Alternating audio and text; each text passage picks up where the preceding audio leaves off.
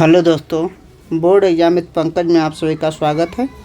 आज हम लोग साइंस के न्यू बैच जो रचना का स्टार्ट हुआ उसका पार्ट 3 कर रहे हैं, जिसमें प्रकाश के प्रवर्तन का नियम और दर्पण, समतल दर्पण होता है, गोलीय दर्पण दो प्रकार का होता है, उत्तल अपसर, अपसारी के बारे में डिटेल में डिस्कशन करेंगे। देखिए स्टार्ट करते हैं।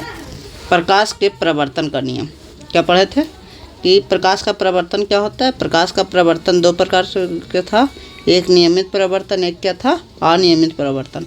तो उसमें हम सबको नियमित प्रवर्तन पढ़ना। नियमित प्रवर्तन क्या था, जब जो प्रवर्तक सतह हो वो समतल हो तो प्रकाश की किरणें आती है, उसी माध्यम में प्रवर्तित हो जाती है। जो समानांतर किरणें आती है समानांतर ही प्रवर्तित होती है, ये नियमित प्रवर्तन था। अब प्रकाश के प्रवर्तन का नियम पढ़ रहे हैं, तो प्रकाश के प्रवर्तन का नियम क्या है, जब किसी चिकनी सतह पर, चिकनी और समतल सतह पर प्रकाश की किरणें आती है तो वह लौटती भी है। आने वाले की किरण को क्या कहते हैं, आपतित किरण। लौटने वाले की किरण को प्रवर्तित किरण। जिस बिंदु पर किरण आती है आपतन बिंदु, और इस पर जो लंब खींचा जाता है उसको क्या कहते हैं, अभिलंब। ये सब पहले अगले वीडियो में इसका चर्चा कर चुके हैं। तो आज प्रवर्तन का नियम में क्या पढ़ेंगे, ये आपतित किरण है, ये प्रवर्तित किरण है, ये अभिलंब है। तीनों एक ही तल में है। तल का मतलब क्या है, एक्स वाई प्लेन, यानी एक्स वाई प्लेन में एक ही तल में है। तो पहला नियम तो यही है कि आपतित किरण, प्रवर्तित किरण, अभिलंब तीनों एक ही तल में होता है। दूसरा बताए थे, एक होता है आपतन कोण। आपतन कोण कहाँ होता है, आपतन कोण जो होता है आपतित किरण अभिलंब के बीच के कोण को आपतन कोण कहते हैं, प्रवर्तित किरण अभिलंब के बीच के कोण को प्रवर्तन कोण कहते हैं। पहले देख लेते हैं आपतन और प्रवर्तन कोण की परिभाषा है, क्योंकि लगता है ये नहीं लिखे थे। देखिए क्या होता है आपतन प्रवर्तन कोण, समझ लीजिए। यदि कोई समतल सतह है, इस पर कोई किरण आती है आपतित किरण, जाती है इसे क्या, प्रवर्तित किरण। ये हुई आपतित किरण। जाने वाली किरण हो गई प्रवर्तित किरण। प्रवर्तित किरण जिस बिंदु पर आती है किरण आपतित होती है उसे कहते हैं आपतन बिंदु। आपतन बिंदु, आपतन बिंदु पर खींचा गया जो लंब होता है वो अभिलंब होता है। ये क्या होता है, अभिलंब। आपतित किरण और अभिलंब के बीच का जो कोण होता है इसको आई बोलते हैं, आपतन कोण बोलते हैं। परावर्तित किरण अभिलंब के बीच का कोण जो होता है आर बोलते हैं, इसको परावर्तन कोण बोलते हैं। तो आपतन कोण, आपतन कोण अंग्रेजी में बोलते हैं incident angle, INCIDENT, incident angle. किसे कहते हैं, इंसिडेंट एंगल। इसको संक्षेप में आई से डिनोट किया जाता है। तो आपतित किरण और अभिलंब के बीच के कोण को आपतन, आपतित किरण नहीं रहा, अभिलंब के बीच के कोण को क्या कहते हैं, आपतन कोण कहते हैं। तो आपतित किरण और अभिलंब के बीच के कोण को, अभिलंब के बीच के कोण को आपतन कोण कहते हैं। आपतन कोण कहते हैं।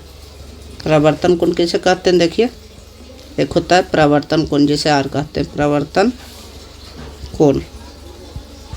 इसको कहते हैं reflect angle, REFLECT, reflect angle, प्रवर्तन कोण। प्रवर्तित किरण और अभिलंब के बीच के कोण को, ये प्रवर्तित किरण है, ये अभिलंब है, इसके बीच के कोण जो आर बन रहा है उसको क्या कहते हैं, प्रवर्तन कोण। प्रवर्तित किरण और अभिलंब के बीच के कोण को, अभिलंब के बीच के कोण को प्रवर्तन कोण कहते हैं, प्रवर्तन कोण कहते हैं। आपतन कोण को आई से डिनोट किया जाता है और प्रवर्तन कोण को क्या, आर से डिनोट किया जाता है। अब देखिए प्रवर्तन का नियम, प्रकाश के प्रवर्तन का नियम। परावर्तन का नियम। प्रकाश के परावर्तन का नियम क्या है? तो प्रकाश के परावर्तन का नियम है कि जो किरण आती है आपतित किरण हो गई, जो किरण जाती है परावर्तित किरण हो गई।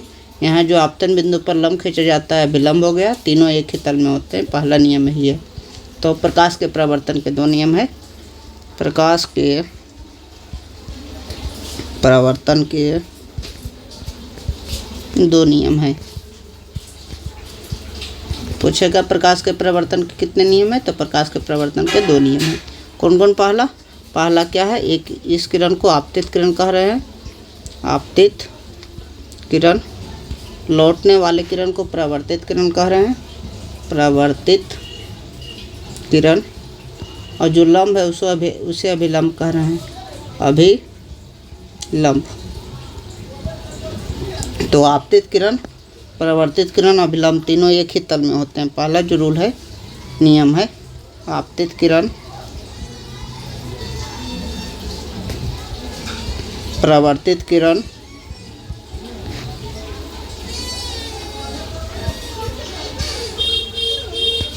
और अभिलंब तीनों एक ही तल में होते हैं, एक ही तल में होते हैं। दूसरा क्या है? दूसरा है आपतन कोण जो होता है, ये आई जो होता है, यहाँ आई होता है, यहाँ आर होता है। आपतन कोण हमेशा प्रवर्तन कोण के बराबर होता है। आपतन कोण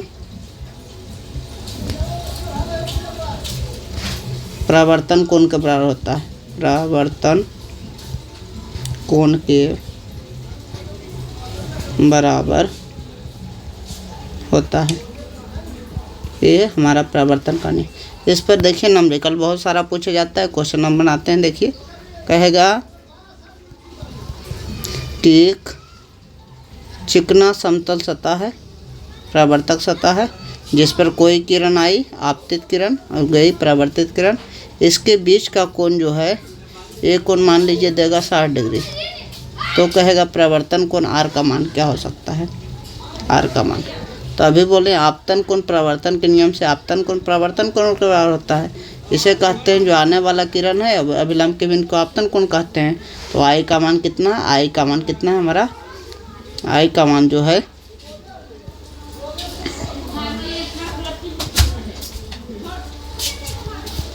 आई का मान 40 डिग्री दिया हुआ है। कह रहा है एक कोण कितना 40 दिया हुआ है, तो आर का मान पूछ रहा है। यानी आई बराबर कितना है? इसको आपतन कोण कहते हैं, बराबर 40 डिग्री है। हम जानते हैं आई बराबर क्या, कोण आई बराबर क्या होता है? कोण आर। कहाँ से होता है? प्रवर्तन के नियम से। कोण आई बराबर क्या होता है? कोण आर। प्रवर्तन के नियम से आई का मान कितना? आई का मान 40 डिग्री, 40 डिग्री और आर, यानी आर का मान, कोण आर का मान कितना हुआ? 40 डिग्री। ये हमारा आंसर हुआ। अगला क्वेश्चन देखिए। अगला क्वेश्चन क्या हो सकता है? क्वेश्चन बोलेगा कि एक समतल पृष्ठ है, इस पर आपतित किरण आ रही है,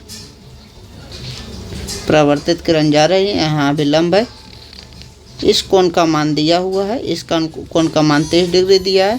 तो कहेगा प्रवर्तन कोण का मान बताए। प्रवर्तन कोण कौन सा है? ये प्रवर्तन कोण है, इसका मान पूछ रहा है। देखिए ये प्रवर्तन कोण है, इसका मान पूछ रहा है। देखिए इसका सोल्यूशन क्या होगा? इसका सोल्यूशन आप पहले वीडियो को रोकिए और अपने सोल्व कीजिए। देखिए हम जानते हैं कि ये क्या है? प्रवर्तन कोण है, इसी का मान पूछ रहा है। तो प्रवर्तन कोण एक क्या है? अभिलंब है। अभिलंब का मतलब कितना होता है? 90 डिग्री। अगर इस तरफ 90 डिग्री है तो इस तरफ भी क्या होगा? इस तरफ भी 90 डिग्री होगा। इसका मतलब एक क्या होगा? ये हमारा कोण आपतन कोण होगा। आपतन कोण और 30 डिग्री और आपतन कोण को अगर जोड़ेंगे तो कितना होगा? 90 डिग्री। क्यों होगा? क्योंकि अभिलंब का मतलब क्या है? आपतन बिंदु पर लंब है, लंब का मतलब 90 डिग्री होता है। तो ये 30 और कितना आई जोड़ेंगे तो ये पूरा कोण आएगा, पूरा कितना? 90। तो आई का मान कितना आएगा? आई का मान 90 प्लस 30 है -30 बराबर कितना? 60 डिग्री हो गया। आई का मान अगर 60 डिग्री हो गया तो परिवर्तन का नियम अभी पढ़े हैं। आई बराबर क्या होता है? कोण आर होता है। तो आई का मान कितना है? आई का मान जो है हमारा आ गया 60 डिग्री, यानी आर का मान भी हमारा कितना है, अतः प्रवर्तन कोण कितना हुआ 60 डिग्री, यह हमारा आंसर हुआ। इस प्रकार का एक क्वेश्चन आपके लिए रहा, आप इसे बनाकर कमेंट में इसका आंसर जरूर बता दीजिएगा। एक समतल सतह है जिस पर आपतित किरण आ रही है, प्रवर्तित किरण जा रही, ये रहा इसका अभिलंब। तो कह रहा है इसका कि ये कोण जो है 3x है, ये कोण 2x है। तो कह रहा है प्रवर्तन कोण का मान बताना है डिग्री में। प्रवर्तन कोण का मान कितना डिग्री होगा, प्रवर्तन कोण बराबर क्या है 62 है। इसका आंसर आप कमेंट में दीजिएगा और कल इसे डिस्कस किया जाएगा कैसे होता है। देखिए अगला टॉपिक जो हम सबको पढ़ना है वो दर्पण के बारे में पढ़ना है। क्या है दर्पण? दर्पण क्या होता है? दर्पण जिससे हम अपना चेहरा देखते हैं दर्पण कहलाता है। दर्पण क्या होता है? उसकी एक सतह पर कोई शीशा है जिसकी एक सतह पर क्या होता है रंगा जाता है, यानी कलई किया होता है, ताकि दूसरे सतह से हमें अपना चेहरा या कोई भी चीज़ दिख सके। वो क्या होता है दर्पण। यदि किसी भी पारदर्शक वस्तु की एक सतह पर कलई की जाए तो उसे क्या कहा जाता है दर्पण कहा जाता है। मान लीजिए शीशा है, शीशा आर पर दिख रहा है, आर पर दिखने वाले वस्तु क्या होती थी पारदर्शक होती थी। अगर इसकी एक सतह पर कलई कर देंगे तो क्या होगा दर्पण होगा। तो दर्पण का परिभाषा क्या होगा? किसी पारदर्शक वस्तु के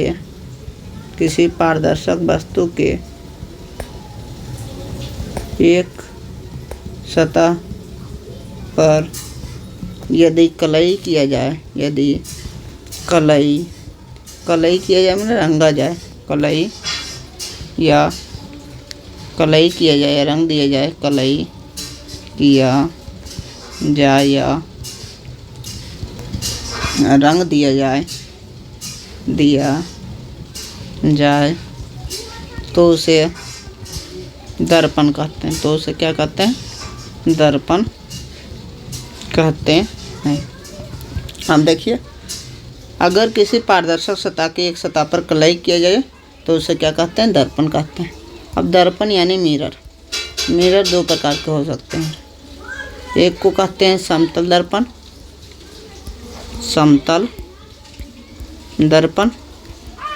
प्लेन मिरर, और दूसरे को कहते हैं गोलीय दर्पण कर्व मिरर। गोलीय दर्पण का मतलब क्या हुआ curve mirror. Plane mirror, curve mirror जब परावर्तक सतह ना धंसा हो ना उभरा हो, समतल हो, उसे क्या कहते हैं समतल दर्पण। मान लीजिए परावर्तक सतह है, परावर्तक सतह क्या होता है एक सतह होती है कलई की गई सतह, एक होता है परावर्तक सतह। जब परावर्तक एवं कलई की गई सतह दोनों समतल हो तो उसे क्या कहते हैं समतल दर्पण। गोलीय दर्पण कैसे कहते हैं?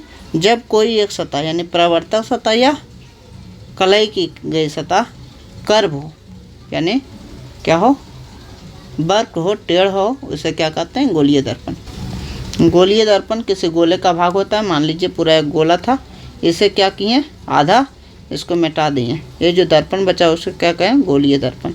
इसके कोई एक सतह पर कलई कर देते हैं तो इसे गोलीय दर्पण कहते हैं। तो दोनों का परिभाषा देख लीजिए। पहले समतल दर्पण का परिभाषा क्या हो सकता है? समतल दर्पण ऐसा दर्पण जिसका परावर्तक एवं कलई की गई सतह दोनों समतल हो, वैसा दर्पण जिसका परावर्तक यानी देर से चेहरा देखते हैं, किसी वस्तु को देखते हैं जिसका परावर्तक या कलई की गई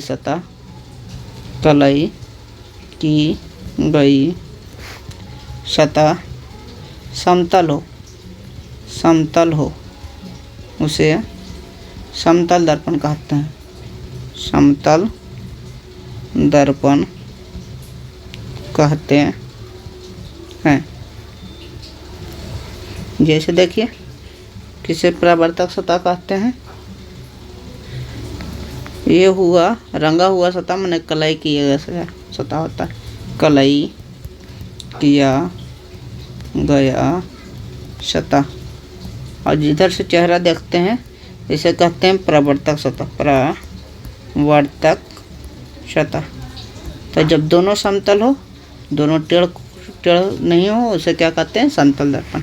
इसके द्वारा बना प्रतिबिंब कैसा प्रतिबिंब बनता है? देखिए, अगर कोई समतल दर्पण है तो उसके द्वारा जो बना प्रतिबिंब है, मान लीजिए समतल दर्पण है, यहाँ क्या करते हैं? किसी वस्तु को रखते हैं। किस तरफ वस्तु को रखेंगे?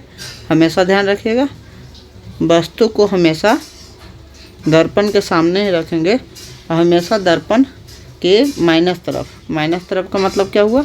ये पॉजिटिव एक्स एक्सिस होता है, नेगेटिव एक्स एक्सिस होता है। तो नेगेटिव एक्स एक्सिस की तरफ हमेशा वस्तु को रखते हैं। तो ध्यान रखिए, इस बगल रखें। प्रतिबिंब कैसा बनेगा? प्रतिबिंब बनेगा जितना दूर पर है वस्तु है उतना दूर पर इधर प्रतिबिंब बनेगा डॉट से, क्योंकि किरण तो पार नहीं होगा। या जितना मान लीजिए एक्स डिस्टेंस पर है तो हमको वस्तु भी कितना डिस्टेंस पर बनेगा? एक्स डिस्टेंस पर, माने उसका इमेज बनेगा, प्रतिबिंब बनेगा, बराबर आकार का बनेगा। देखिए डॉट से है, दर्पण के पीछे नहीं, डॉट से जो बनता है उसे काल्पनिक प्रतिबिंब कहते हैं। क्या कहते हैं? काल्पनिक प्रतिबिंब। अब बताइए, जो प्रतिबिंब बना काल्पनिक तो बना, उल्टा बना या सीधा बना? तो सीधा बना। कैसा बना? सीधा। हमेशा याद रखिएगा, काल्पनिक प्रतिबिंब हमेशा सीधा होता है। आगे भी देखते रहेंगे इस बात को कि काल्पनिक प्रतिबिंब जहाँ भी बनेगा हमेशा सीधा रहेगा। और जो वास्तविक प्रतिबिंब बनेगा, वास्तविक प्रतिबिंब का मतलब अगर दर्पण के इसी तरफ प्रतिबिंब बन जाता है उसे वास्तविक प्रतिबिंब कहते हैं। और वो कैसा बनेगा? वो हमेशा उल्टा बनेगा। तो याद रखिए, काल्पनिक प्रतिबिंब हमेशा सीधा होता है और वास्तविक प्रतिबिंब जो होता है हमेशा उल्टा होता है। एक चीज़ और कि समतल दर्पण में जितना दूर पर वस्तु होती है उतना दूर पर ही प्रतिबिंब बनता है। मान लीजिए कोई समतल दर्पण है, जितना उसके नज़दीक जाएंगे हमारा प्रतिबिंब चेहरा भी उतना ही नज़दीक दिखाई देगा, और जितना दूर जाएंगे उतना ही दूर दिखाई देगा। तो दो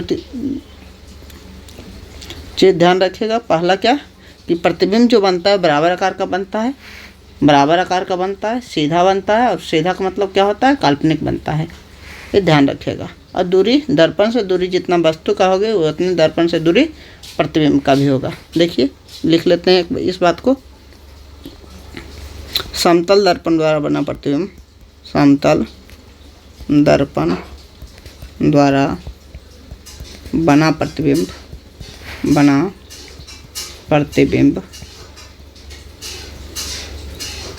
वस्तु के बराबर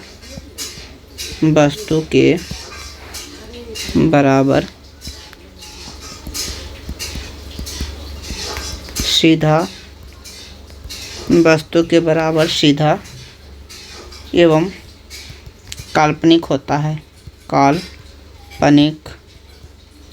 है।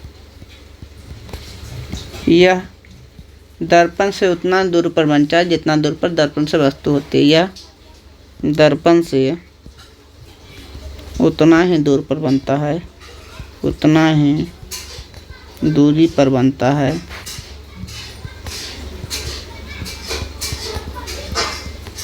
जितना दूर दर्पण से वस्तु होती है, दर्पण से वस्तु होती है। देखिए आगे बढ़ते हैं। कह रहा है, क्वेश्चन एक लिखते हैं कि एक समतल दर्पण है, मान लीजिए एक समतल दर्पण है। इसमें कह रहा है वस्तु और प्रतिबिंब की दूरी। मान लीजिए वस्तु यहाँ बनेगा तो प्रतिबिंब यहाँ बनेगा। वस्तु और प्रतिबिंब की दूरी, क्वेश्चन क्या है? वस्तु और प्रतिबिंब की दूरी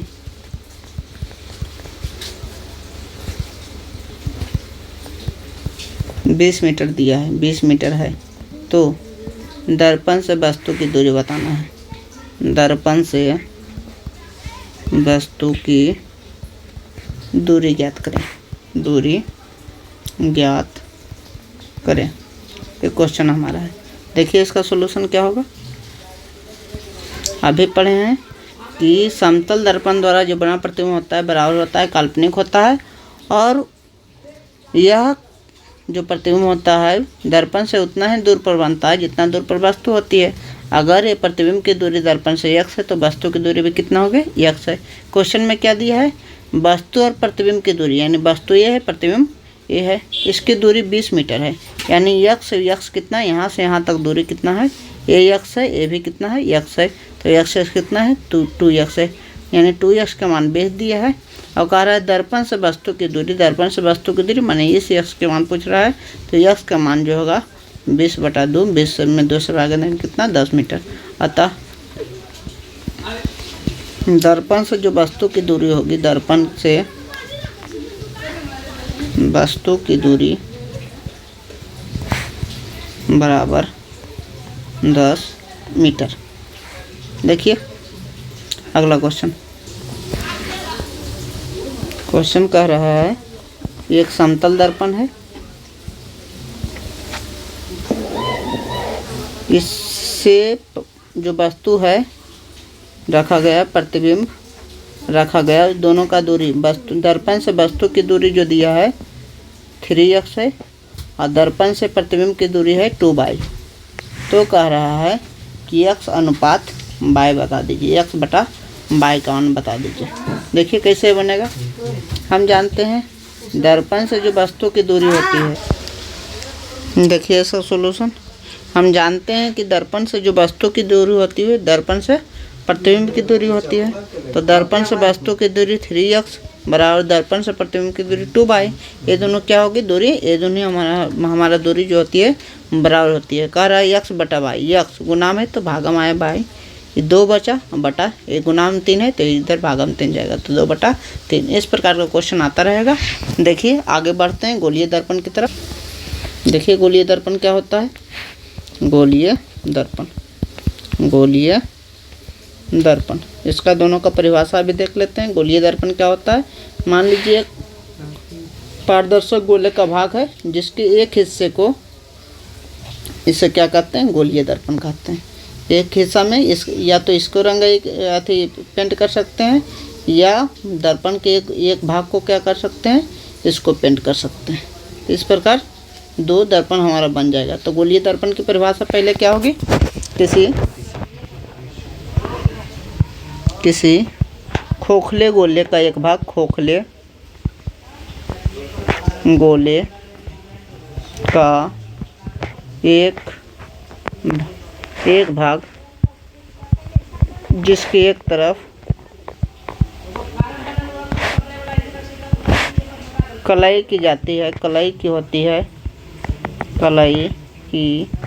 होती है, गोलीय दर्पण कहलाता है, गोलीय दर्पण कहलाता है। किसी खोखले गोले का एक भाग जिसके, मान लीजिए खोखला गोला होना चाहिए, खोखला गोला है, इसका एक भाग, एक टुकड़ा ले लिए, इसकी एक सतह पर कलाई कर देंगे तो इसे क्या कहेंगे, गोलीय दर्पण कहेंगे। अब गोलीय दर्पण भी 2 प्रकार का हो गया, गोलीय दर्पण कितना प्रकार हो गया, गोलीय दर्पण 2 प्रकार का हो गया। एक मान लीजिए एक क्या होता है, अवतल दर्पण, दूसरा क्या होता है, उत्तल दर्पण, अवतल दर्पण और उत्तल दर्पण। अवतल दर्पण क्या होता है, यदि जो प्रवर्तक सतह हो धंसा हुआ हो, वैसा गोलीय दर्पण जिसका प्रवर्तक सतह धंसा हुआ हो उसे अवतल दर्पण कहते हैं। वैसा गोलीय दर्पण जिसका प्रवर्तक सतह उठा हुआ हो, प्रवर्तक सतह यानी इस बगल की सतह को प्रवर्तक सतह कहते हैं, जिधर से चेहरा देखना है। वैसा दर्पण जिसका प्रवर्तक सतह धंसा हुआ हो अवतल दर्पण कहलाता है। वैसा गोलीय दर्पण जिसका प्रवर्तक सतह उठा हुआ हो उसे उत्तल गोलीय दर्पण कहते हैं, उत्तल दर्पण कहते हैं। Thank you so much for watching this video. आज के लिए इतना ही। इन दोनों का आंसर आपको कमेंट में लिख देना है, या इसके लिए जो भी इस बैच में रेगुलर रहेंगे वो 7004934449 पर 10th लिखकर मैसेज कर देंगे। उसके बाद उन्हें एक ग्रुप में शामिल कर लिया जाएगा और जो भी क्वेश्चन दिया जाएगा होमवर्क के लिए उस पर अच्छे से उस पर आंसर आपको बना के भेजना होगा और उस पर हम जांच करके बता देंगे कौन सा आंसर सही है, कौन सा गलत है। उस पर जो भी टेस्ट होगा, उसी टेस्ट का बेसिस क्वेश्चन उसी पर होगा। Thank you so much for watching this video. Thank you.